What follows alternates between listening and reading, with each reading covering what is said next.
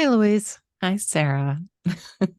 Well, I can't say that I'm regretful that we are after this chapter that we only have three left. This is honestly one of the harshest, most Mm-hmm. depressing books I've read in my entire life.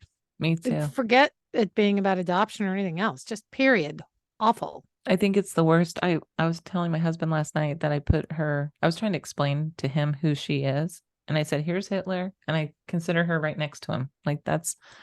It's so I awful was to realizing, read oh, this. before, yeah, uh, in case you skipped ahead, we are reading The Baby Thief, Barbara Bisantz Raymond. We are on chapter 11, George's Children, which is what it sounds like. It talks about all the children she stole and Mm. um but you know what I was thinking, because when they did at one point in the chapter they discussed her mental health, and I was like, Oh, I yes, bet she was undiagnosed bipolar for sure. is what it sounds like, because she had those high moods and those She low could be moods, and she kind and really engaging would and then disappear dark. for a while, like on a manic, like Yeah. just up and go to Cuba and just all sorts of, So a lot of had a interesting. bot, and I know this disease sometimes can, like she would go on spending Yeah. sprees, and, like, and then she would just crash. So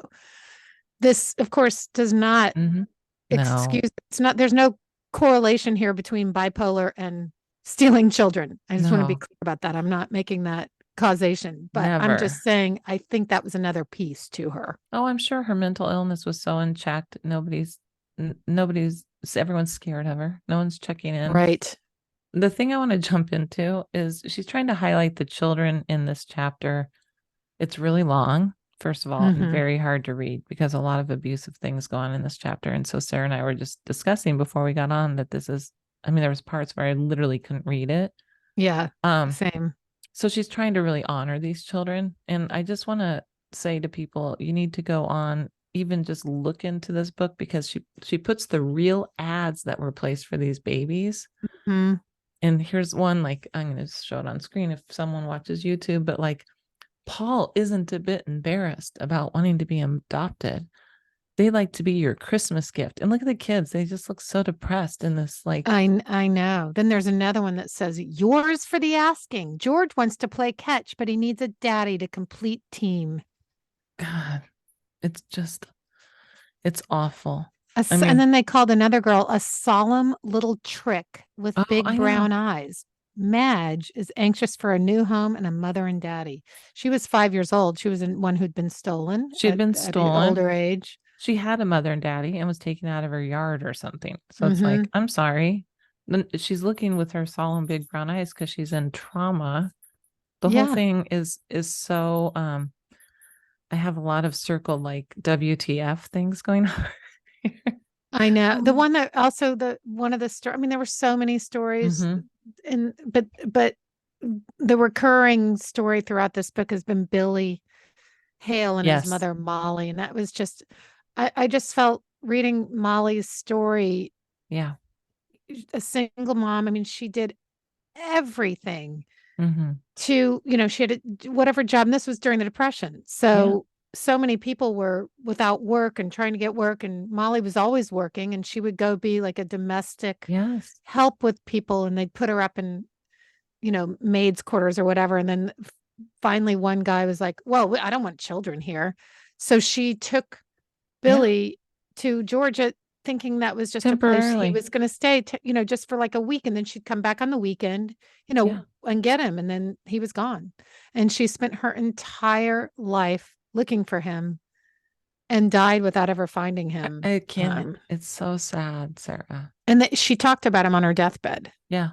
because he met her. Finally, Billy, Yeah. met her brother, and I mean, yeah, Billy's life just, and this too. is just one of many, many, many stories. I mean, there's so many. It's just awful. There was a whole thing that had to do with the when she would manipulate like the families and also the doctors withholding the medical information. Like, Mm-hmm. so she would actually tell the doctors, like she knew things about the kids that when the pediatricians would come, she would tell the doctors, no, I don't know that, or like holding back things she knew then tell the parents there's nothing wrong. It's like this whole manipulative thing. So some adoptive parents, not all were horribly abusive. Okay. Some were okay. They didn't know what they're getting into either. Everyone's getting false information. So it's like, she's just such Well, a right. There was deceiver. one mother that gave birth to four children while she had syphilis, and that Yes. information was never passed on to the adoptive parents. This is And something you'd like to know. I mean, that you need to know for your child too. It's just bizarre. I mean, I and then finally, we could go on and on about, she highlights so many of the stories of the atrocities. children's stories, but finally, it started to catch up with her. She, of course, Mm-hmm. was never accountable, but even after her death, when they finally did, there was all these court battles going on, and they finally think what some actor, right, had adopted, who's like, they could take that baby, they'll be meeting up with a cannon if they get here. Like, I like your acting all right, skills. tough guy. Right. Right. Okay, tough guy. But they did rule in the favor of the adoptive parents at the end of the day, where they made those adoptions legitimate. So Yeah. Georgia still won, 6 feet under, and she still won. She still won. And that was the Mhm. point of at the end of this chapter was she still got away with it all. Yeah, Other people had to start being more accountable, but not her. She never her. never had a It's reckoning. just it so shines a light on how dominating and domineering and scary she must have been. That still, like, no matter Yeah. what. Also, I thought it was interesting that, again, that circles back Mm-hmm. to what I was saying about her spending. She left, she had so much money, and then it was just Oh, all gone by yeah. the end Down of to the. $45,000 from Yeah, millions. yeah. And then even that went places at the end. I was surprised by that too. I'm like, wow, I this think woman she had some, uh she left no money for children. Yeah.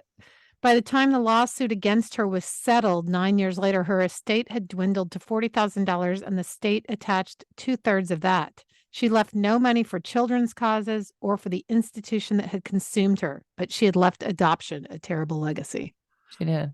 This is honestly one, how people say, oh, one person, this, that, it doesn't really matter. You don't get out and vote. I mean, just let's take it to modern times. One person can literally change the world in Mm-hmm. good and bad ways. This is a person who single-handedly shaped how adoption would be for the rest of time and that we're Mm-hmm. unraveling now. I Still mean, unraveling. still unraveling. And Still, that's people what's, still having problems getting their birth records. yes. And And it's just super interesting to me, like the narrative that took hold from one person's campaign in Memphis. It's not like she was the president of the United States or something, where this is yeah, like back before social media. It's really that she was that powerful. And that's why the story is important to highlight. That's why we read the book, but we won't miss this book. we will not miss this book. Next week, we are No. on to part 3, chapter 12, Georgia's Lies. Can't wait to Yeah. hear those because, Mm. yeah. Yeah. I'm just trying to see, could we actually, yeah, we in theory could do 2 chapters in one, and then have our final Yeah. episode be the last chapter if we want. Yeah. Let's do it. Yeah. It's And not as long as this chapter. And we are going to do a memoir next season. Again, we've had a lot of people say, let's go back to memoirs. So we'll let you know what that is. Yeah, we will announce that next week, I guess. Yeah. Yeah, Mm-hmm. so that'll give you a couple weeks to get the book and join Yeah. along. Promise it won't be as awful as this book. Right. Right. By awful, I mean Mm-hmm. hard to read. Hard to read. Well, that's what I told you. Our friend said to us, thank you for reading it for me because I want to know the information, but I can't handle the stories. It really is painful. It really is. Yeah. So, well, we have Monica next. So Yep. see you Yep. soon. See you in a minute.